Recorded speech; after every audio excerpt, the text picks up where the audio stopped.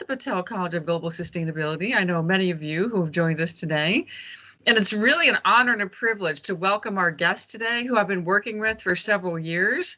We are an affiliate, an academic affiliate of CREST, the Center for Responsible Travel. And we've been fortunate enough to have one of our students interning with CREST the last 3 semesters. So it's been a wonderful relationship. And just earlier today, Kelsey and I spent a few hours together with all the other academic affiliates, plotting and scheming how we're going to take over the world with sustainable tourism. So it was very exciting. So let me just introduce Kelsey Frenkiel formally. She's the program manager at the Center for Responsible Travel. And before that, she got her education at Oxford Brookes University in Oxford, UK. And she worked on primate conservation. And I've had her come into my ecotourism class before and talk about that work that she did in Java. Very interesting. And right now she's working on the Future of Tourism Coalition with CREST, and we talked quite a bit about that earlier today, how we at Patel College and our Sustainable Tourism program can interface with that and really get on board, especially promoting and plugging the issue of the urgency of the climate crisis to tourism and resetting after the pandemic with a sustainable tourism model. So Kelsey, I'm going to turn it over to you and you can share your screen and get your presentation going. And then we'll have time for some Q&A at the end, and you can certainly write comments in the chat and write questions in the chat, and we can pull them out when Kelsey's finished and have some time for that, and we'll end at 4:45. All right, thank you so much, Brooke, for that introduction. Brooke has been really wonderful stewarding this affiliation partnership between us and the University of South Florida. So I really appreciate her hard work there. And it's been very fruitful. As she said, we've had a few interns come from the school. I believe 1, maybe 2 of them is on the line. So I'm looking forward to sharing more about my work. So I'm going to go ahead and share my screen. And I'm including the computer sound. Okay. So I think you all can see my screen now. Please, someone speak up if you can't. Yep, we can. You're not, yeah, there you go. You're in presentation mode. It's looking good. Thank you, Brooke. All right, everyone. So it's so wonderful to talk to you all today. My name is Kelsey Frenkiel. I'm the program manager at the Center for Responsible Travel, as Brooke mentioned. I have been at CREST for about 3 years now. Before that, as Brooke mentioned, got my master's degree in primate conservation, and through my dissertation work, studied how to use tourism as a tool for primate and wildlife conservation. So that was kind of how I got my foray into responsible travel. And before that, I got my undergraduate degree at the College of William and Mary in anthropology. So if I have any anthropology students on the line, I encourage you to think about tourism. But it is a really interdisciplinary field and relevant to so many different sectors. So really, with whatever you're doing, social sciences, hospitality, data analysis and research, I really encourage you to think about travel and how that might be important to the work that you're doing. So today I'm going to talk mainly about a little bit about responsible travel in general, but then talk about some of the work that we did around food waste and how this is related to the Sustainable Development Goals. So let me just show you a video to get started about my organization so you can learn more. At the Center for Responsible Travel, we believe travel done well can promote a healthy environment while helping communities thrive. Tourism is the world's largest service industry. In fact, it provides 1 in 10 jobs globally. But tourism, more than any other industry, relies on a healthy environment and vibrant local cultures. Unfortunately, the way many of us travel can, at times, do a great deal of damage. The growing threats of climate change and over-tourism make CREST's work to promote responsible travel more important than ever. We must transform the tourism industry in order for tourism itself to survive. What we believe is that we need to really look at tourism with the same kind of rigor that we've looked at the oil industry, we've looked at mass agriculture and so on, to help people understand the impact of tourism. CREST is unique, providing interdisciplinary analysis and innovative solutions to support responsible tourism. CREST projects have ranged from a study of the economic value of bear hunting versus bear viewing in the Great Bear Rainforest in British Columbia, to strengthening small-scale and household-based tourism in Cuba. At CREST, we believe the answer is not to stay home. Rather, it is to travel in ways that are smarter. Responsible travel provides a wonderful vacation that protects the environment, provides benefits to local communities, and honors indigenous cultures. My name is Martha Honey. My name is Samantha Bray, My name is Gregory Miller. and I believe We can transform the way the world travels.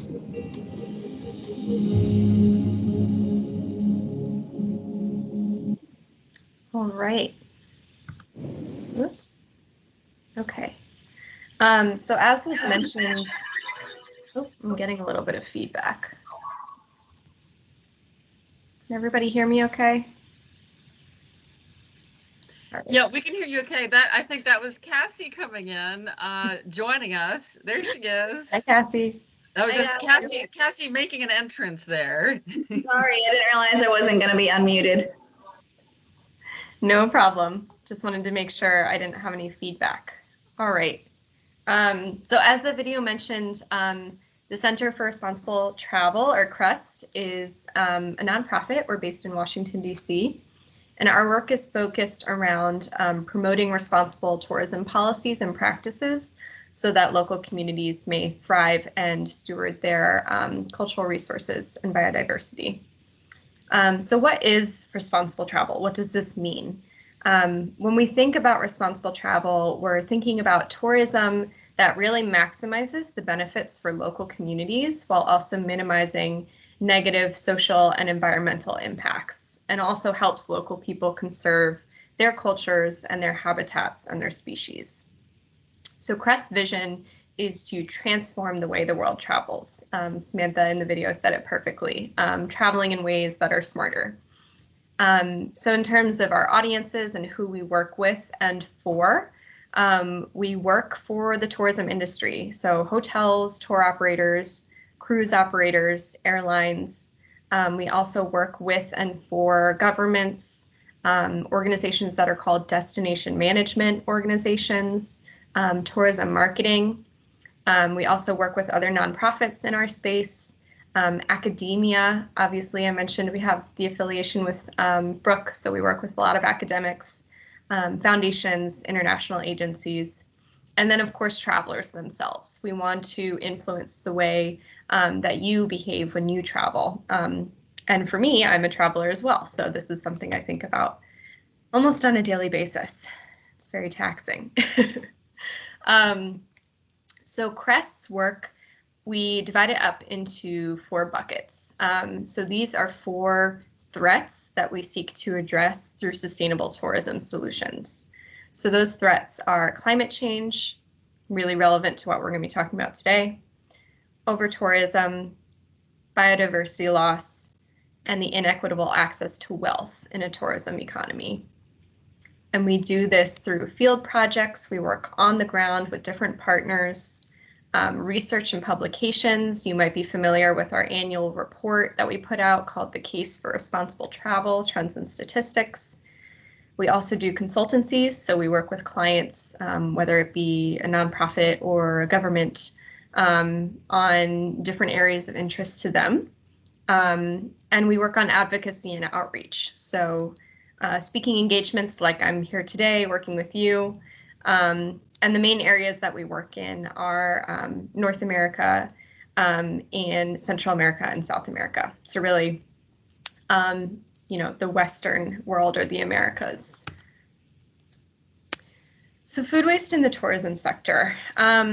So when we think about the travel sector, sometimes I think people don't always understand the vastness of the sector, the system that we're talking about.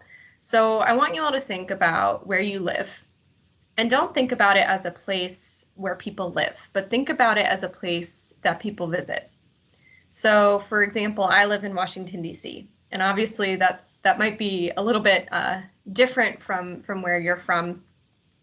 But Washington, D.C. is a place where people live, but it's also almost, I wouldn't say primarily, but in huge part, a place where people visit. It's a destination, and tons of the amenities, the restaurants, the hotels, the energy that is used, shopping.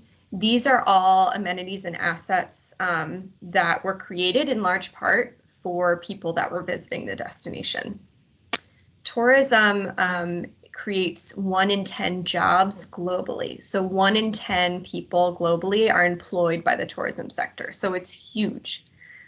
You have entire port cities in the Caribbean that were developed for tourists that are visiting on cruise boats. A lot of countries, their GDP, their gross domestic product, is hugely dependent on tourism. It makes up a large percentage of their GDP. So it's a lot bigger than people realize. And this also plays into food waste. So not even thinking about the tourism sector, just food waste in general, 1/3 of all food produced is lost or wasted. And this equals 1.3 billion tons every year. So that's beyond the tourism sector. And food waste is responsible for an astonishing 8% of global carbon emissions. So that has to do with the shipping of, when you create all this trash and it has to go somewhere. It has to do with when you have waste sitting in a landfill and it's emitting emissions. You also have things like landfill fires when landfills are mismanaged or overfilled, and that creates emissions. So it's a huge amount that we really need to think about over the whole supply chain. When we think about tourism specifically, only a little more than half of food on hotel buffets is consumed. So hotel buffets are a huge contributor to food waste in the tourism sector. In a study of 450 hotel companies, so that includes restaurants, hotels, catering companies, and others in 25 countries, found that between 8 and 20% of the total food cost is due to overproduction, cooking mistakes, damaged products, and leftovers on plates. So that's getting you to think about not just the environmental impact of food waste, but also the business impact. They're saying that 8 to 20% of the money that they're spending is going to food waste because they're overproducing food, making too much, there's leftovers on plates, things like that. So one of the areas where CREST really has some deep expertise on this topic is in the Caribbean. We've been doing research there since about 2018, starting with a study that we conducted with the World Wildlife Fund's food waste team to better understand the landscape of food waste in the Caribbean, how it was being addressed, how it was being tackled, but also the challenges and the barriers that were being faced. So think about the Caribbean. You have all of these islands, these little island systems that don't have a lot of capacity for waste as it is.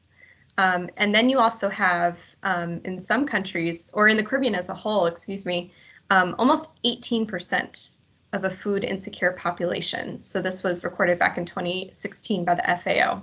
So almost 18% of folks in the Caribbean are deemed as what's called food insecure, or don't have reliable access to food. And then you have this other side of the coin where all of this food is being wasted. At the same time, you have almost all CARICOM countries, so Caribbean Community, that's a specific designation in the Caribbean, importing more than 60% of their food. So rather than sourcing it domestically from their island, they're purchasing it from outside and importing it to the island. These imports cost about $4 billion a year, which in 2016 was a 50% increase from 2000, so it's growing rapidly. There's a huge economic impact of that. And then, as I mentioned, There's a lot of island-specific issues with organic and solid waste management, overflowing landfills. So beyond just the environmental impact, the business impact, which I mentioned, there's also a social impact. You have people living on the outskirts of these landfills and a lot of political issues related to that.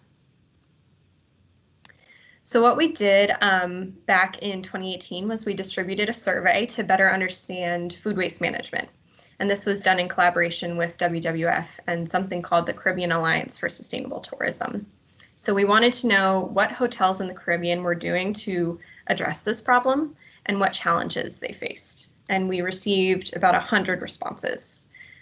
So we wanted to know at the prevention level, so before food even entered the premises, what were they doing to lower the amount of food that they were purchasing? At the donation level, so how much of that food was being donated to community feeding programs or food banks?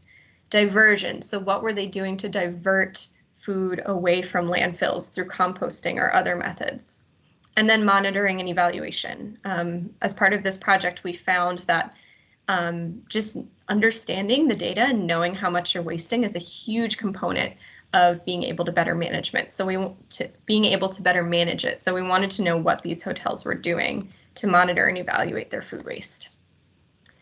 So these were some of the top barriers that were listed. I always stress with these things, none of these hotels are, not managing their food waste properly because they're malicious or they don't care about the environment or sustainability. There are real challenges that they face that we have to help them overcome if we want sustainability to be more widespread. So a lot of them were saying that local waste haulers don't provide options to manage their organic waste. So the country, just the system that they had in place for hauling waste didn't have a composting or other option. They said that they were reliant on imports due to a lack of local suppliers. So maybe their agricultural industry in the community wasn't so strong. So they had to outsource a lot of what they were buying. We also found that, as a side note, a lot of hotels in the Caribbean had to import their food because they perceived that Americans and Europeans wanted to eat things that they couldn't grow in the Caribbean. So potatoes, for example, they were buying up lots of potatoes because they thought Americans wanted French fries. So that's something we have to address. They said they didn't have the time or the resources to monitor their food waste production. And as I mentioned, that's such an important component. They didn't have the adequate space or the resources for on-site composting or storing their leftovers. And finally, they felt that they didn't have a reliable community partner for food recovery or donation, like I mentioned.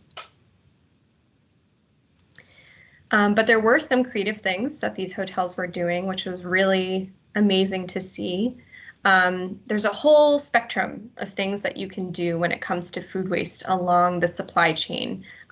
So in the buying period, in the actual cooking period, and then the disposal period. So these were some of the strategies that were being utilized. They were buying local foods to extend their shelf life. When you are importing food, inevitably there's going to be food that goes bad along the supply chain. So if you buy locally, it's more likely that you're going to have less food wasted along the supply chain.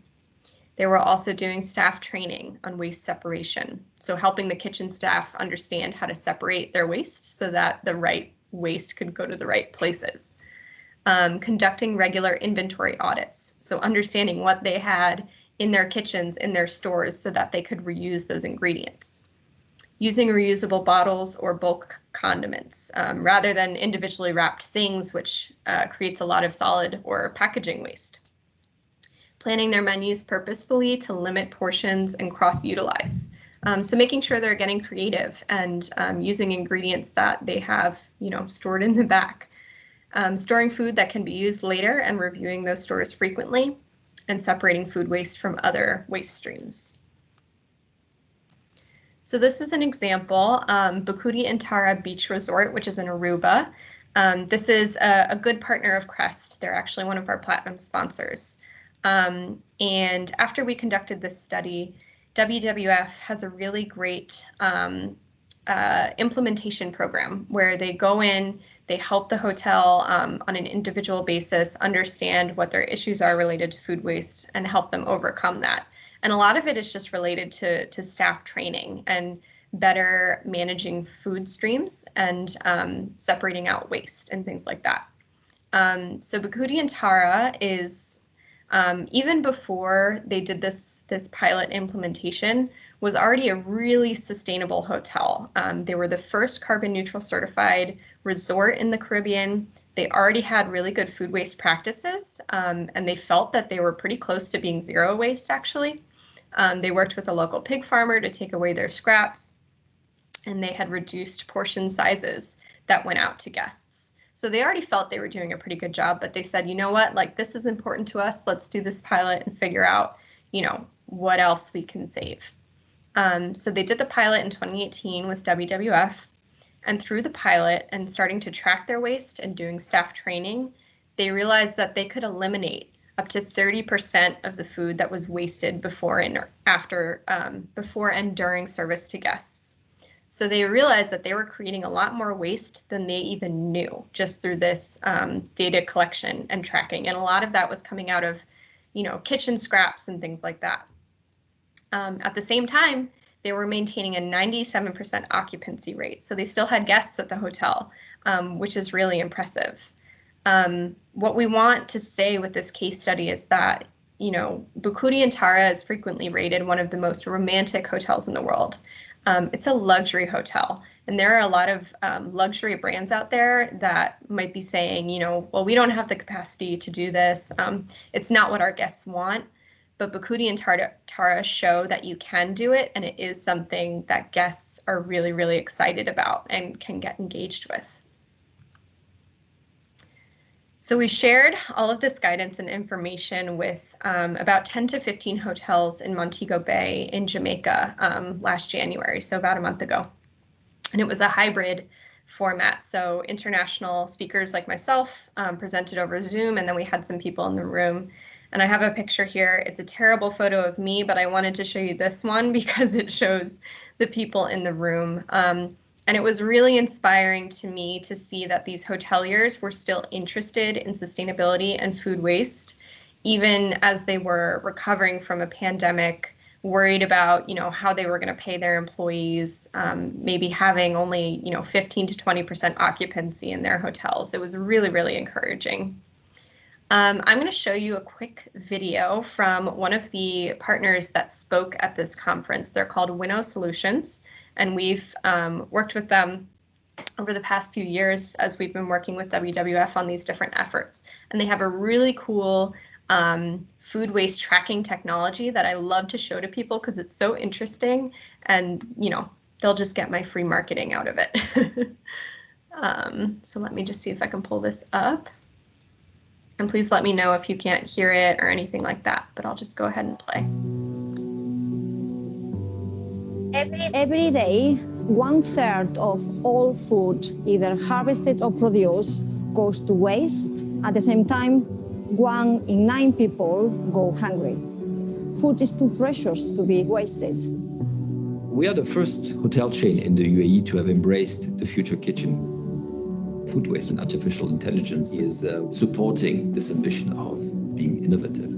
We decided to implement Winnow across all our properties because we recognized food wastage as a real issue for our business. And it's a social issue, it's an economic issue, and it's something that we really wanted to address. Winnow Vision is the realization of what we set out to do from the beginning. It's an intelligent camera that sits on top of where food's thrown away.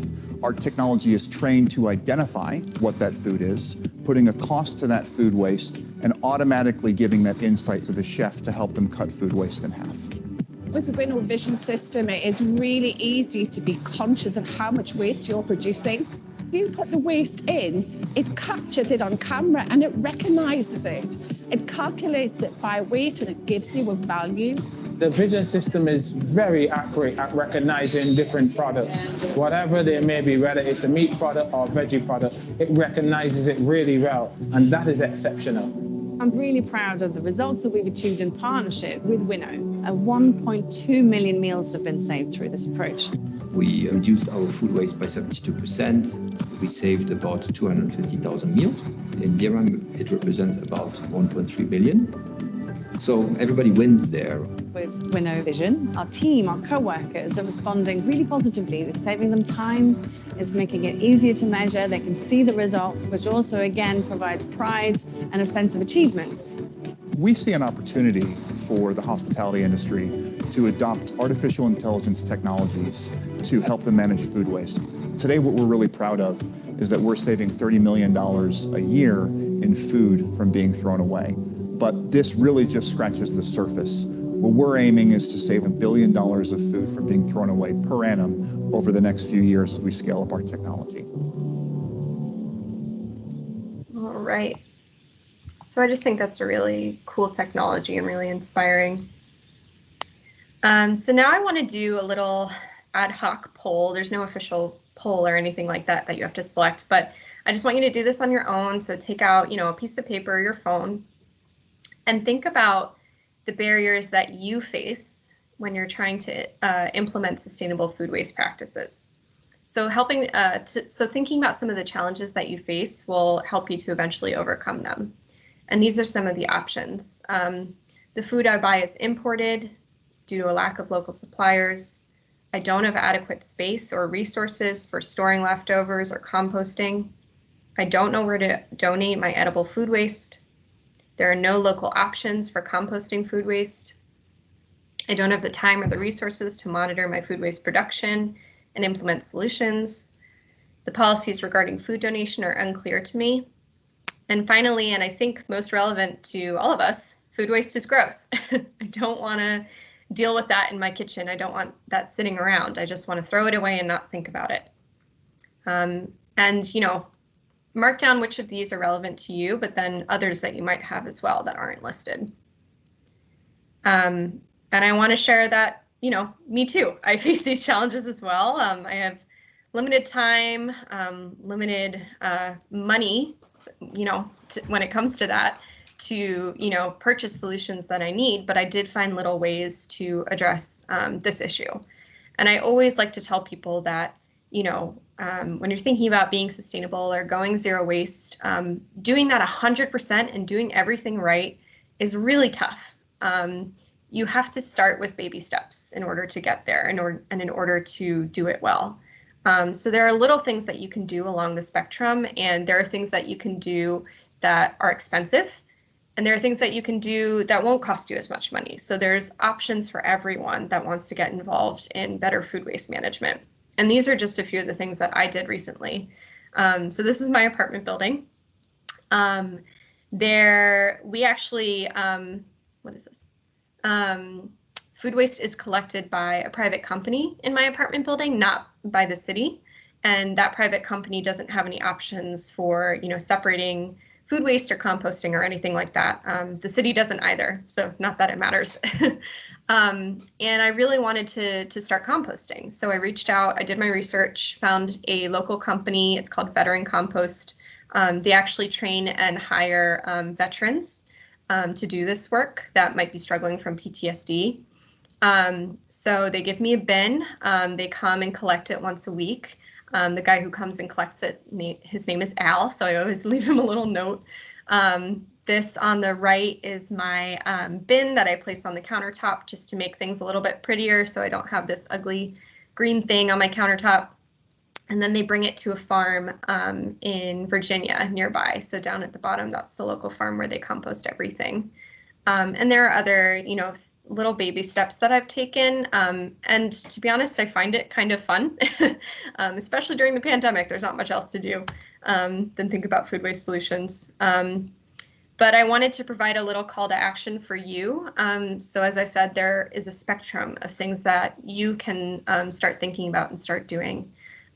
So when it comes to buying, you can buy from local farmers through farmers market or go to organic grocery stores. In DC, we have Mom's Organic Market.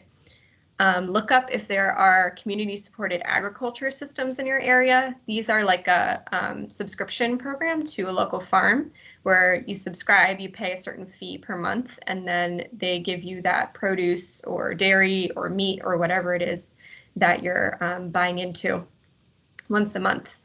And again, that helps to focus your buying practices locally rather than outsourcing to different countries and expending that carbon footprint trying to get that food to you. Choose better grocery stores. So maybe in your area you have a Whole Foods and you have another grocery store. Maybe you can start going to Whole Foods, which is, you know, not a perfect option by any means, but they do focus on local suppliers. Buy in bulk. So rather than individual things that have a lot of plastic, see if you can buy in bulk. Go to Costco. Grow your own if you have that capacity so that things are coming right off of your countertop and there's no carbon footprint getting that thing to you.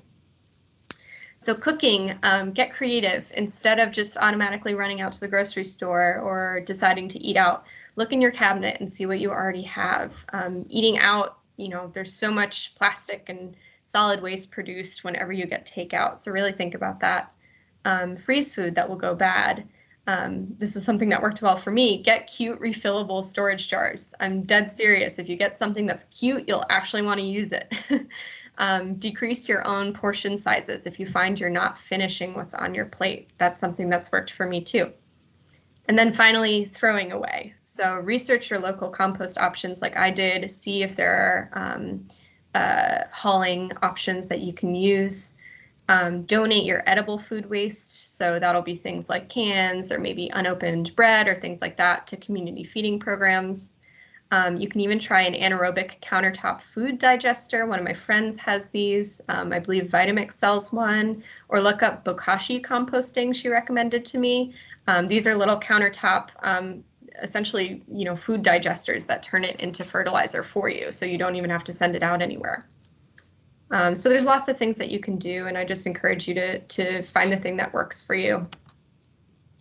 So that's all for me. Thank you so much for listening. I'm happy to take any questions, and of course, if you have any questions for me or want to get in touch later, my information is there. All of our information is also on our website, so we have lots of reports and things that you can use for your classes. So I encourage you to take a look. I'll hand it over to Brooke. Thank you, Kelsey. That was so interesting. And of course, at Patel College, we talk a lot about food waste and biodigesting and composting and all the challenges. And we know we have those personal challenges in trying to figure out what to do with our food waste. But I think it's interesting for us to ponder for a moment the challenges to the traveler. Haven't we all been in that situation where we traveled, we didn't want to throw the rest of that meal away, we took it to our hotel room, we put it in that little fridge, but then we never ate it. And then we have to get on a plane, and then we're faced with the dilemma. Now, I'm such a weirdo. I actually put that food waste in a bag, and I put it in my suitcase, and I bring it home with me. But, you know, that's because I've gotten over the food waste is gross cultural bit. Food waste is amazing. I covet it. I want it for my compost pile. But not everyone's willing to do that. So what kind of things do you think that we could do to promote traveler responsibility for situations like that? And while you're pondering that, if people want to write questions in the chat, then I can pull them out and ask Kelsey, or you could probably raise your hand too, but it might be more organized if you put it in the chat. Yeah, absolutely. I mean, there's tons of things that you can do as a traveler. The first thing I always say is just be willing to take some time and sit down and do your research. Give your dollars to the hotels, the restaurants, the tour companies that are really doing good things. And there are a lot of them out there. Crest has a whole list on our website. So the first thing that you can do is stay at a hotel that is implementing good food waste practices.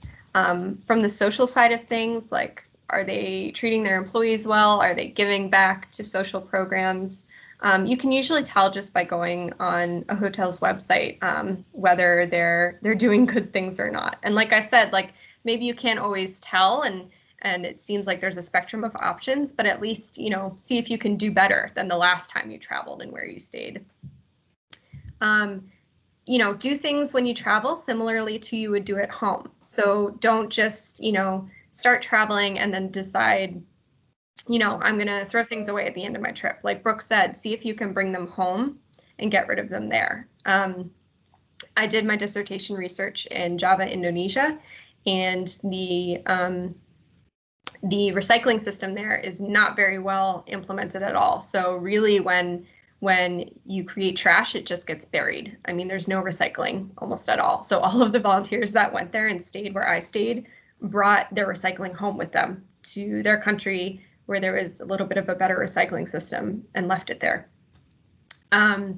You can also, I mean, I have like a portable bamboo utensil set that I love. Crest actually sells them. And I bring this with me so I don't have to use throwaways. I also have a straw that I bring with me everywhere. So there's a ton of things that you can do. And I really just encourage you to start by doing your research and seeing what the options are for you. Yeah, travelers should always bring those materials with them, and even compostable, recyclable containers to put that excess food in so you don't have to get the plastic. We just need to infuse all this in the tourism industry. So Megan Dorsey would like to know when Crest will be looking for interns next, and if there'll be internships over the summer. Great question. We will. So I'll be putting out, and I actually manage our internship program as well. So I'll be putting out a call at the end of the spring, and that will be for May through August interns. So the way to get notified about that when that comes up is to follow us on social media, because we'll put the call up there, or you can sign up for our newsletter on the homepage of our website, and you'll know right away. And Erin is reminding us to check out Kind Traveler, which is a great website to look at. And Eugene would like to know where we can get information to assist us in writing our papers based off of this interview. Now, we are recording this, so it will be available that way. And Kelsey is also available via email. And I have all the Crest reports, so email me if you need anything else. I'll put my email in the chat. We were just reviewing all the amazing reports today that Crest has put out, so I'm easy to find. Any other questions out there?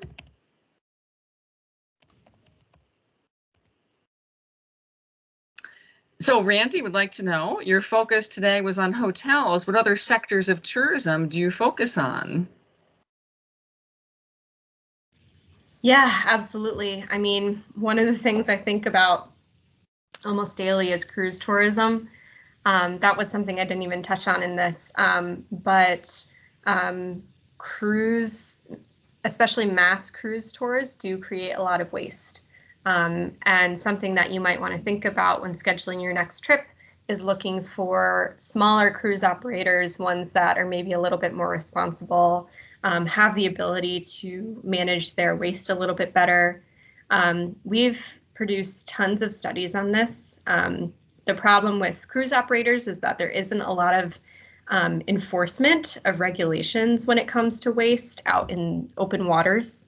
I believe usually it's about, you have to be, the regulations start going into effect when you're about 12 miles from most islands or continents. So when you're out in open waters, there's not a lot that you can do when it comes to enforcement. And there's a lot of really shady regulations out there, if I can say that. There's a lot of shady actions out there that some cruise operators are doing. One of the partners that we worked with in Jamaica for the conference that we put on this year actually has one of the first environmental certificates in the Caribbean to collect food waste from cruise ships. And that's a really, really innovative thing. And it's really exciting because when cruise ships make dock in these different islands, they might not have options to get rid of their waste. So that's a sector that we think about a lot. We have books on it. Airlines, I mean, just think about all of the waste that's created in the packaging when you sit on an airplane. Yeah, it's really, really widespread. So Kelsey, one of the ideas that we had with some of our students at Patel College was to do an internship with our outdoor rec program. They run trips in Iceland, Puerto Rico, and these are all group trips. So before COVID, we were gearing up to have one of our students intern on one of those trips and find the places that they could drop off food waste. Maybe it was a pig farm. So as they travel around Puerto Rico, for example, they're saving all that food waste as they go, and they know exactly where to bring it, and they're learning about that whole system in places like Puerto Rico. But then COVID came and nobody went to Puerto Rico. So maybe we'll revive that as we go forward. But that's another thing to think about. If it's a group travel situation, the organizer of that travel could do that very same thing. Where are the composting opportunities in this location? Where are the farms that might take this? And you could just sort of off the cuff create a composting system in a place where you regularly do group travels, like I used to do on the island of Hawaii. We did that very same thing. We would save our food waste. We knew where the pig farmers were. We'd go feed the pigs, and that's how we got it done. And I'm writing in the chat right now, we only have a couple minutes left. If you would like to have a chef-made dinner made out of food waste, who wouldn't want that, right? Sweetwater Organic Farm is doing an event called Feast on the Farm. And let me go back here and get this link for you all. And when I saw chef-made meal out of food waste, I'm like, that is exactly the kind of thing I like to do. And it's very innovative. I have not seen this done yet. It's a fundraiser for Sweetwater Organic Farm, which is our oldest organic farm in the state of Florida. And I'm putting that link in the chat right now. So not only do we get educated about food waste, we have a chef coming to talk about food waste, and we have an innovative program to deal with food waste. So it's kind of a win-win situation. They're only selling tickets by the table. So you have to have a table of 6 to get the tickets. And it is $60 a ticket because it is a fundraiser. But hey, eating chef-made meals out of food waste, that ain't cheap, people. We got to belly up here and contribute. So I just thought it was such an interesting idea, and that's the kind of innovation we need. Having chefs do that kind of thing, and using ugly vegetables and all of those other things that we need to do to transform this industry, hospitality and the restaurant industry, to more sustainable practices. Yeah, I love that example, and I really encourage you all. I believe most of the people that are here are from Florida, just to do some research into your area and see what farms are there, what options are available. Events like this, I've found it a lot of fun to learn more about DC and the surrounding area and the local farmers that are here. So maybe that's something you can do in your spare time. That's right. And here in the Tampa area and all over the country, we have Make Soil sites. So you can go to makesoil.org and find a place near you where you can drop off your compost and your food waste. So that's another good option. We have one just a couple blocks from the USF campus at the Greco Middle School site. And if you really don't know what to do with your food waste, call me or Dr. Colhane. We like to fight over food waste. I compost it, he biodigests it, different strokes for different folks, but we would love to take some of your food waste. Well, I don't think we have any more questions, Kelsey, so let's give you the final word for today. Yeah, absolutely. Well, thank you so much, Brooke. It was really fun to nerd out about food waste with you. I really appreciate you guys joining. I think that, if you're interested in a career in travel and tourism, there's a lot of different kind of niche things to think about, not just, working at a sustainable tourism nonprofit like Crest. Like, obviously that is a great option, but there's a lot of really interdisciplinary options too. So I encourage you to reach out if you're interested in learning more. And then, like I said, with the internships, they'll be up in a few months. So I encourage you to apply if you're able. That's right. And we can do other projects in conjunction with our sustainable tourism program with Crest, because we're an academic affiliate. We really want to get some more projects going. So do contact us. And thank you so much, Kelsey, for being with us today. And stay safe, everyone. And don't throw any food waste in the trash, please. Thank you, Brooke. Have a good one. Okay, bye.